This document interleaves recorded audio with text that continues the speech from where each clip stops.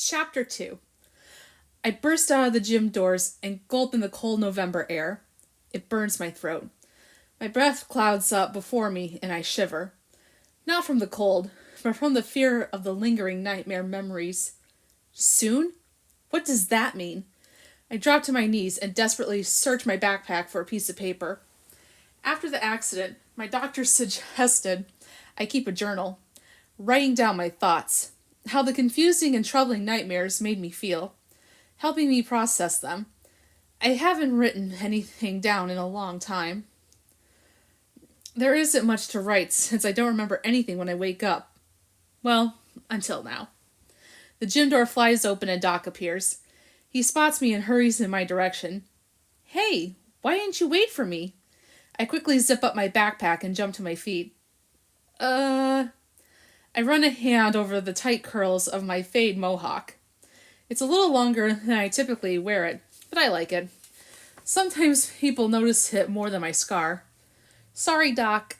I just needed some fresh air. He nods. The locker room does stink.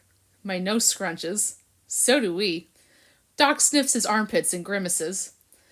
I think I'm sweating out all that garlic I had for dinner last night. My parents say it's good for my digestive system. I smile weakly. Gross. As we walk around the gym toward the parking lot, I try to hold tight to the details of the nightmare, but they're already fading. It's frustrating and unnerving. Practice was a little intense, but you feel good about it, right? I mean, you should, Doc says. I shrug. I can control my basketball play. It's the weirdness of these nightmares I'm worried about. They picked the worst possible time to reemerge. I'm fine. Hey, hey, hey, a voice calls out. I glance to the right. I'm surprised but not surprised to see my sister Sadie waving at me from a bench near the entrance of the school. I sigh. Yeah, my first day back at practice is a huge deal, but she didn't need to wait for me. She takes her big sister duty too seriously, and she's only 4 minutes older than me. She waited, Doc says. Yep, my grip tightens around my backpack straps. She waited. Nice thing to do, or a little annoying, he asks out the side of his mouth as we approach. Both, I mumble back. Sadie stuffs her sketch pad into her backpack and tugs her pink hat over her short natural curls. Her fingers are tainted with red paint from whatever art project she was working on. How was it, she asks me. I stop next to her. I'm taller, but not by much. When we turned 12 3 months ago, I grew 2 inches. Good. Shane was awesome, Doc says. He's for sure going to play in the game next week, and we're going to win. And he's probably going to be on the team's MVP. He's probably going to be the team's MVP and win us another championship. I'm already calling it. One day there's going to be a statue of Shane in front of the whole school for being awesome. Whoa, whoa, whoa. I wouldn't go that far, I say, shaking my head. Let's take it one game at a time.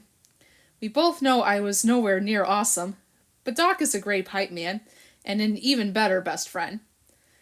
We're a team on and off the court, and I appreciate his support. I hold out my fist and we bump knuckles. Well, Sadie shifts from foot to foot. That's great. Playing in a game already? Wow. You can tell when someone is both happy and not happy for you. That's Sadie right now. I still need to work on my physical fitness. We joined the group of kids, also leaving school late. You didn't have to wait on me, you know, I say to my sister. She shrugs. I like being extra. Doc nods. So true. Sadie nudges him with her shoulder. Doc flails dramatically before catching his balance. And I'm the one that's extra, she says with an eye roll. I'm a little extra. You're super extra, explains Doc. There's a difference. I would ask Shane if he agrees with me, but I don't want to put him in the middle. Sadie snorts. You're ridiculous. Also true, says Doc. They work on each other's nerves in the best possible way, and I love it. I smile as we start the walk home. My legs are wobbly from practice, and it's a struggle to keep up with Sadie and Doc's quick pace. Hopefully they don't notice. Hey, what do y'all want to do since we have a short week? Sadie asks as she skirts around a trash can blocking the sidewalk. The first thing that pops into my head is more basketball practice, but I know she probably won't consider that fun. Whatever we do should be cheap or free, I say, covering a yawn. We don't have a lot of extra money right now, with my parents still paying off my hospital bills. Movie? Bowling? The mall? Doc asks as he makes a game out of stepping on and off the sidewalk. I vote a movie. He zips his jacket up, shivering slightly from the chill in the air. Doc loves movies. He's that person who watches his favorite movie like 20 times and will recite every word. Every word. He also finds it necessary to provide commentary from beginning to end. Sounds like me. Yeah, or, Sadie glances at me, we could also go to the art museum. Doc groans. Or not. Sadie knows that's not our thing, but I do it for her. My sister is a good artist. She's won contests and her artwork is up all over school. She was supposed to attend an art camp for some of the best students in Tennessee last year, but then the accident happened. She refused to leave me. Most days she sat by my bed. I hate that she missed out on something so important to help take care of me, especially since our parents may not be able to afford to send her for a while. There's no concession stand at an art museum, Doc whines. I need snacks with my entertainment. Sadie huffs. Fine, I'll go later with Dad. Yes, do that. Family bonding, Doc says. Have all the fun. I wouldn't have. I laugh, but it fades as we enter our neighborhood. Sadie shifts around me so she's closer to the street side of the sidewalk, blocking me from the traffic. I don't think she even realizes she's doing it anymore. I try not to be annoyed because it's just her instinct to protect me. She doesn't understand that her actions only remind me of all the times I couldn't take care of myself. I rotate my tense shoulders as we duck under low-hanging tree branches stretched out over our path. The wind whips past me, creating an eerie whistling sound that makes the hairs on the back of my neck stand up. The creepy vibe from the nightmare crashes into me again. My gaze travels slowly, taking in my surroundings. I'm not sure what I'm looking for, but I feel unsettled. You know what? I'm just going to say it, Doc blurts out. I've been thinking. So why not just share my thoughts, you know? My gaze swings over to him. What are you talking about? This is going to be a great week, he shouts, his hands extended in the air. Sadie and I stare at him with wide eyes. Why is it going to be a great week? I ask hesitantly. Doc's thoughts can be questionable at times. Most times. He shrugs. Just a feeling. His feelings are wrong 99.9% of the time. Is it because there's no school on Friday? I ask, maneuvering carefully over some uneven pavement. Nope, there's something else. He adjusts his backpack on his shoulders. It's covered with luchador stickers. He loves wrestling. We used to attend the events and make wrestling videos to post online, but all that stopped. Doc would never admit it, but I think he's still afraid of hurting me. Are you going to tell us why you think it's going to be a great week or not? Sadie asks when he leaves us hanging. I'm letting the suspense build, he says, wiggling his eyebrows. That's a movie technique. He wants to be a famous filmmaker one day. He is full of drama. So it's an appropriate aspiration. He's the best at telling stories that draw you in and make you want to hear more. Sadie snaps her fingers as if she suddenly remembers something. Hey, what about that time you had a feeling you were going to win the school raffle and you bought 50 tickets and some kid who only bought one ticket won? Doc's eyes narrow. He cheated, I'm sure of it. Ooh, what about the time you had a feeling you could add floaties to a skateboard and surf across a pool? I asked, my hands extended as if I'm surfing. His nose scrunches, causing his glasses to wobble. Except for the falling and sinking into the bottom of the pool, it almost worked. Sadie laughs. What about the time you had a feeling tie-dyed underwear was going to be the next big thing, and you tried to sell them at the school fundraiser? Doc huffs. Okay. So my feelings weren't always on point, but this week is going to be different. I feel it in my bones. I don't know what's going to happen, but it's going to change our lives forever. I'm foreshadowing. Cue the dramatic music. He makes a weird sound and wiggles his fingers like he's casting a spell. My heart quickens at his words. Not sure why. Whatever you say, Doc. Sadie throws her arm around his shoulder as we approach his house. I hope you're right. Me too, I say, as my stomach suddenly churns. We stop at the end of his driveway. Christmas lights are strung around the windows and door. There's a large Santa figure sitting on the front porch in a rocking chair. Doc's family loves celebrating the holidays, especially Halloween and Christmas. They ignore Thanksgiving. It doesn't rate as a decorative event. Boo! My mom put up the decorations without me, says Doc. It's not how I would have arranged things, but when did you get that new Santa? I asked. Doc doesn't respond. I glance over at him, and he's shifting from foot to foot. Sadie bites her lip and doesn't meet my eyes. I shove my hands into the front pockets of my jeans. Is this something I should remember? You and I found him at a yard sale a couple of years ago, Doc says hesitantly. We named him Bubba.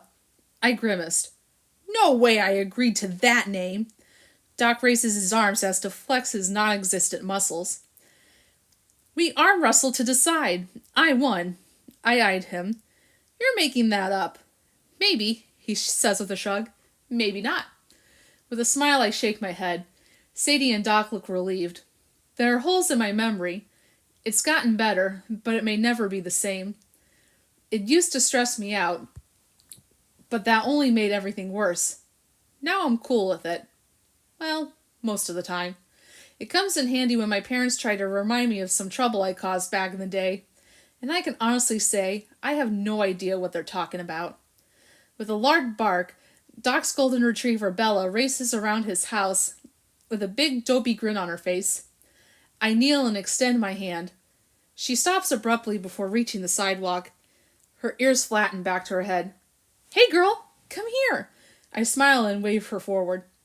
Bella stares at me for a long moment, her body trembling. I frown. Bella? She whimpers before hesitantly trotting closer with her head lowered. I pat her on the side. You okay? Her big brown eyes dart around nervously. She's fine, Doc says. Something probably scared her earlier. He holds out his hand, and Bella hurries to his side, pressing her head into his leg with such force Doc stumbles back. You know she's sensitive, he says. Yeah, I say, still bothered by Bella's strange behavior. I glance over at my sister, who stands a safe distance away. Sadie isn't a big fan of dogs, but she loves cats. We disagree on what makes a perfect pet, so our parents won't allow us to have one. I better go. Lots of homework, and there's some videos I want to check out online. Busy. I'll see y'all tomorrow, Doc says as he walks backward up his driveway. Bella follows, her tail tucked in between her legs. She glances back at me, her eyes sad. Weird. Bye, Doc, I say. Try not to miss me too much, Doc says. Sadie snorts. We'll try. He entered his house and we continue home in a comfortable silence. My mind drifts back to practice and how it didn't go as well as I wanted. After dinner, I should probably shoot a few balls. We have a standing hoop near our garage. Dad got it for me a couple of years ago. I need to put on a better show tomorrow for Coach. I don't have that much time to prove myself. I may be practicing with the team, but I won't feel really a part of it, or that I'm all the way back until I play in a real game. I absently rotated my wrists, noting some soreness. I'll have to ice them later. Next time I see my physical therapist, I'll ask what I can do to help with the pain. Sadie kneels and double ties the laces on her sneakers. You have homework? It's an innocent question, but I eye her suspiciously and check the distance home. We're about 3 houses away. I have some math, but it's easy. Sadie and I get good grades and help each other with homework. She's a pretty good study partner because she's so organized and has a system to memorize stuff faster. My sister loves note cards, highlighters, and stickers. Sadie stands and tucks up the zipper on her jacket. I need to work on an art project. It's due tomorrow. I can show it to you later if you want to see it. Cool. I tighten the straps on my backpack and give my shoelaces a quick peek. tie tight. My lips lift in a small smile as we start walking again in a steady, slow pace.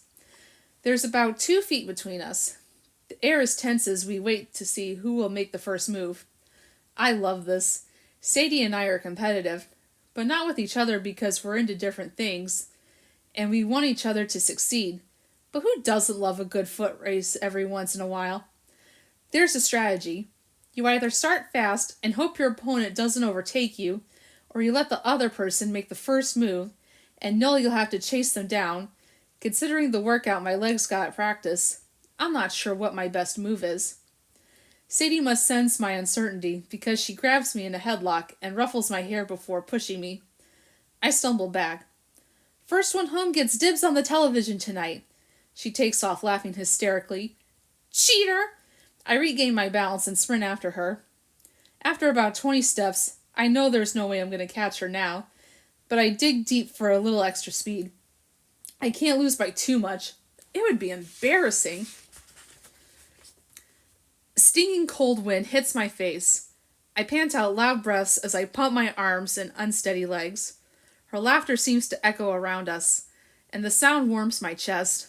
I continue my pursuit, and an eerie sensation hits me, causing me to trip over my feet. Once again, I regain my balance. I glance over my shoulder. There's nothing behind me, but the need to run faster overwhelms me. I increase my speed. My backpack bounces against my back, matching the frantic beating of my heart. For some reason, as I chase Sadie, I can't shake the feeling that something is chasing me too. What do you guys think? Think there's something possessive with Shane? I guess we'll find out. Join me for chapter 3.